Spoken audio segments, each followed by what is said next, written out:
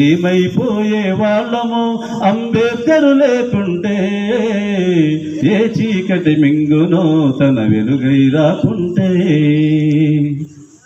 అంబేద్కర్ రాకుంటే నిజంగా మన జీవితాల్లో వెలుగు ఉండేది కాదు, మనం చీకటిలోనే జీవించేవాళ్ళం. అందుకే ఆయన భారత రాజ్యాంగంలో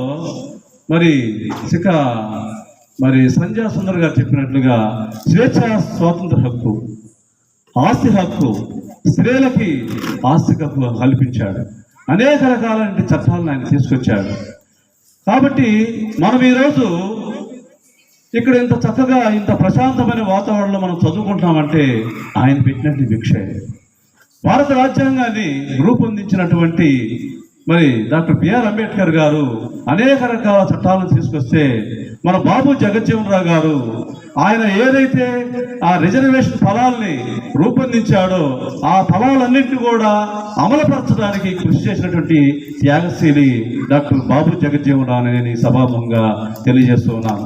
అంత మాత్రమే కాదు, డాక్టర్ బిఆర్ అంబేద్కర్ గారికి గురువు ఎవరు అంటే, ఎవరిని ఆదర్శంగా తీసుకున్నారంటే పూలే గారిని తీసుకున్నాడు.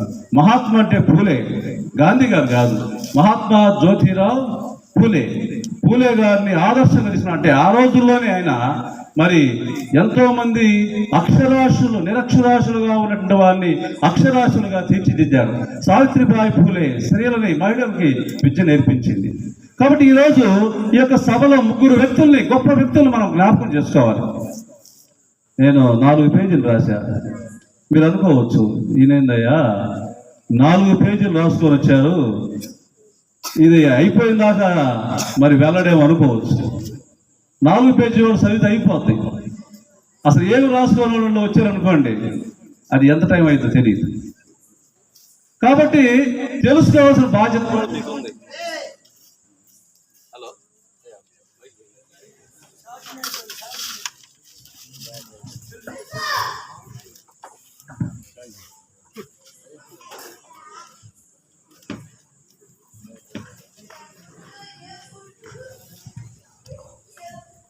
అయితే మనం ఈరోజు డాక్టర్ బిఆర్ అంబేద్కర్ జయంతి కాబట్టి ఆయన యొక్క కుటుంబ నేపథ్యాన్ని మనం తెలుసుకుందాం కొద్దిగా. మీ అందరికీ తెలుసు అనుకో, అయినప్పటికీ ఆయన జయంతి కార్యక్రమం కాబట్టి ఆయన డాక్టర్ బిఆర్ అంబేద్కర్ గారు తల్లిదండ్రులు భీమాబాయ్ సఖ్పాల్, తండ్రి రామ్జీ మాలోజీ సఖ్పాల్. బ్రిటిష్ ఆర్మీలో వాళ్ళ నాన్నగారు సుబేదారుగా పనిచేశాడు. డాక్టర్ బిఆర్ అంబేద్కర్ వారి తల్లిదండ్రులకు 14వ సంతానంగా జన్మించారు. వీరి యొక్క సొంత గ్రామం మనం చూసినట్లయితే అంబేవాడ్ అనేటువంటి గ్రామం రత్నగిరి జిల్లా, మహారాష్ట్ర, ఇది మధ్యప్రదేశ్లో ఉంది. కాబట్టి రామ్జీ సఖ్పాల్ గారు ఉద్యోగం చేస్తున్నప్పుడు వారు ఎక్కడ జీవించారు అని అంటే, ఆయన అంబేద్కర్ గారు 14/4/1891 మాల్ సెంట్రల్ ప్రొవిన్స్, ప్రస్తుత మధ్యప్రదేశ్లో ఆయన అక్కడ ఆ ప్రాంతంలో జన్మించినట్టుగా మనం చూస్తూ ఉన్నాం. కాబట్టి వీరు రమాబాయిని 1906వ సంవత్సరంలో వివాహం చేసుకున్నాడు. వివాహం చేసుకున్న తర్వాత ఆయన 1935వ సంవత్సరంలో తన భార్య రక్తహీనతతో బాధపడుతూ ఆమె చనిపోయింది. అయితే తర్వాత కొంతకాలం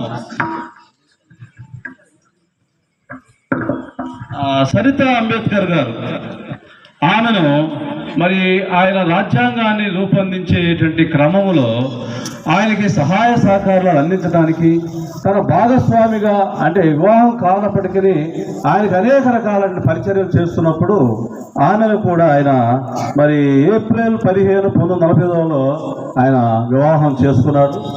కాబట్టి ఆయన చివరి పుస్తకం, డాక్టర్ బిఆర్ అంబేద్కర్ గారు రాసినటువంటి చివరి పుస్తకం ఏంటంటే బుద్ధ మరియు ధర్మం అనేటువంటి పుస్తకాన్ని రాసి ఆయన పూర్తి చేసి ఆయన ఏప్రిల్ 15, 1940లో ఆయన చనిపోయినట్లుగా మనం చూస్తున్నాం. కాబట్టి డాక్టర్ బిఆర్ అంబేద్కర్ గారి యొక్క జీవితాన్ని మనము కొన్ని విషయాలు మనం తెలుసుకున్నట్లయితే, ఆయన చదువుకునే రోజుల్లో అనేక రకాలుగా అంటరానితనాన్ని ఆయన అనుభవించి ఉన్నాడు. నేను పోయినసారి వచ్చినప్పుడు కూడా జ్ఞాపకం చేశాను. ఒక స్కూల్లో ఆయన చదువుతూ ఉన్నప్పుడు మరి ఇతను దళితుడు అంటరాని వాడు అని చెప్పేసి అగ్రవర్ణాల వాళ్ళందరూ కూడా రూములో కూర్చొని చదువుకుంటే మరి అంబేద్కర్ ఒక్కడే ఆ యొక్క స్కూల్ బయట ఒక గోనె పట్ట వేసుకొని మరి చదువుకునే పరిస్థితిని మనము గమనించాం. కాబట్టి తను చదువుకున్నటువంటి ఆ పొంతులు, ఆ టీచర్ అయితే ఎవరైతే ఉన్నారో ఆయన అంబేద్కర్ యొక్క తెలివితేటలకి, ఎందుకంటే బోర్డు మీద ఒక లెక్క చెప్పినప్పుడు ఆ లెక్క అక్కడ కూర్చున్న వాళ్ళు ఎవరు చెప్పలేకపోయారు. కానీ అంబేద్కర్ నేను చెప్తానని చెయ్యి పైకి ఎత్తినప్పుడు ఆ మాస్టర్ పిలిచి ఆ లెక్క వేయమన్నప్పుడు ఆ లెక్క వేస్తాడు. అతని యొక్క తెలివితేటలకి అతను ముగ్ధుడైపోయి అంబేద్కర్ని కొద్దిగా ఎంకరేజ్ చేశాడు. అలాగే మరి ఈ ప్రాంతంలో కూడా మరి స్వామి పంతులు గారు, శిఖా స్వామి పంతులు గారు, వాళ్ళు 5 గ్రామములు అందరూ పొంతుడులే, వాళ్ళంతా టంగుటూరు. ఆ చిన్న ఆయన వాళ్ళ అన్నయ్య కూడా మాకు చిన్న ఆయన అవుతాడు. ఆయన మరి ఉప్పుకొండూరు గ్రామంలో మరి అనేక మందికి మీకు విద్యని నేర్పించాడు. కాబట్టి గురువులు కనుక మీరందరూ కొంతమంది ఆయన శిష్యులై ఉంటారు. కాబట్టి గురువులు ఎప్పుడు కూడా పిల్లలు బాగా చదువుతుంటే వారి యొక్క తెలివితేటలు, వారి యొక్క చురుకుదనాలు చూసి ఎంకరేజ్ చేస్తారు. ఆ రోజుల్లో కూడా సద్బ్రాహ్మణుడు ఆ పంతులు గారు అంబేద్కర్ని ఎంకరేజ్ చేశాడు. అయితే బోర్డు మీద ఎప్పుడైతే ఆ లెక్క వేశాడో అక్కడ కూర్చున్నట్లు పిల్లలందరూ కూడా ఆ బోర్డులో ఉన్న లెక్కను తుడిచేశారు. ఎందుకంటే మైలు పడిపోయింది, మేము రాము స్కూల్కి, అంబేద్కర్ వస్తే మేము రావని చెప్పేసి అని బాయ్కట్ చేశారు. అలాగే ఈ మహర్ ఉద్యమం అనేది ఆ రోజుల్లో చాలా భయంకరంగా మహారాష్ట్ర జరిగింది. మహర్ ఉద్యమం ఎందుకంటే ఆ యొక్క మహర్ చెరువులో అతను మంచినీళ్ళు తాగినప్పుడు అక్కడ ఉన్నటువంటి కొంతమంది చూసి అంబేద్కర్ ఒక నిమ్న జాతి ఉన్నటువంటి అంబేద్కర్ ఈ మంచినీళ్ళు తాగాడు, ఈ చెరువు అంతా మైలు పడిపోయిందని చెప్పేసి అని ఆ చెరువుని పేడతోటి శుద్ధి చేశారు.